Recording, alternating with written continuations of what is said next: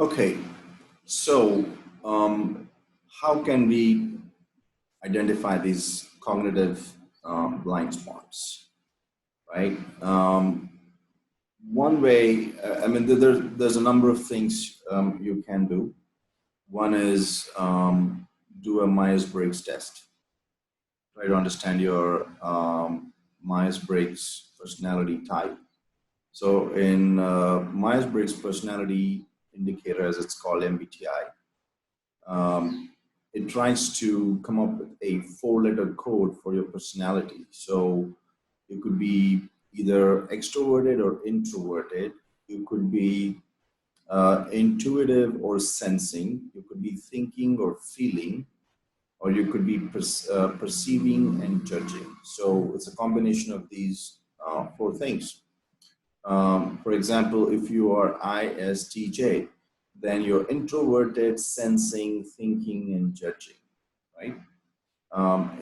We define introverted and extroverted in terms of how you recharge your batteries, whether you recharge your batteries by spending time with other people, or you recharge batteries by spending time with yourself.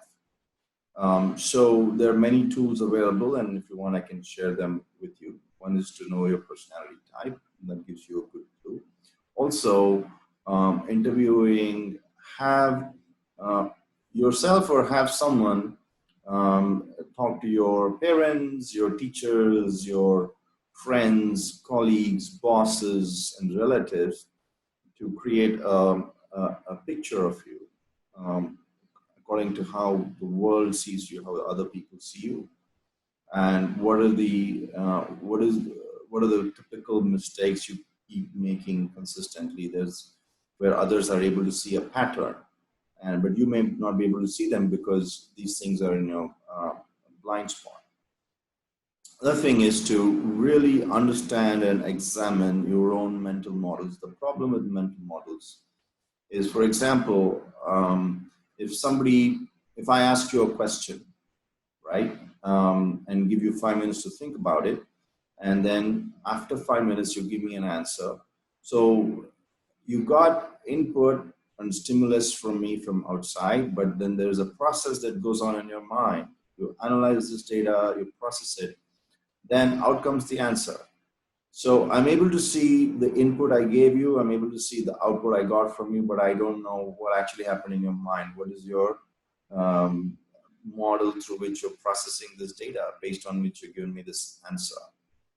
And you may not be able to see it yourself. So the thing about mental models is they're hidden, and the assumptions behind them are hidden. So one way to lay them out on the table is to list and test those assumptions against reality. And you may find that you're been operating with faulty mental models for a long time because your assumptions are faulty. They don't hold up to reality. For example, if somebody is operating on the belief that the earth is flat, okay, so it's factually wrong. He has not updated his information. So you can have 2 types of mental models. You can have an open mental model or a closed mental model, right? And closed mental models are have a lot of blind spots, and they stay. They're permanent because a closed mental model is where someone has already concluded about a lot of things about the world and is not willing to change them.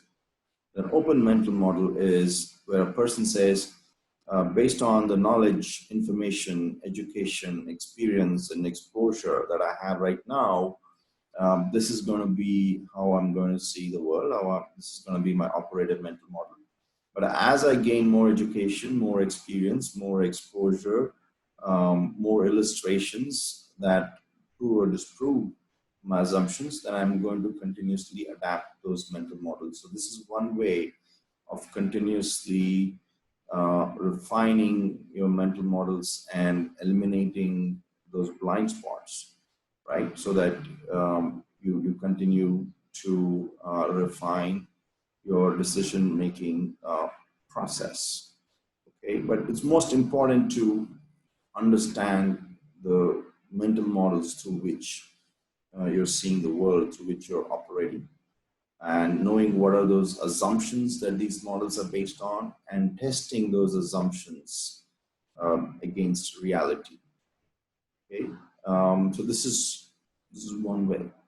I have some other ideas and tips and tricks for you in the next couple of videos. Talk to you.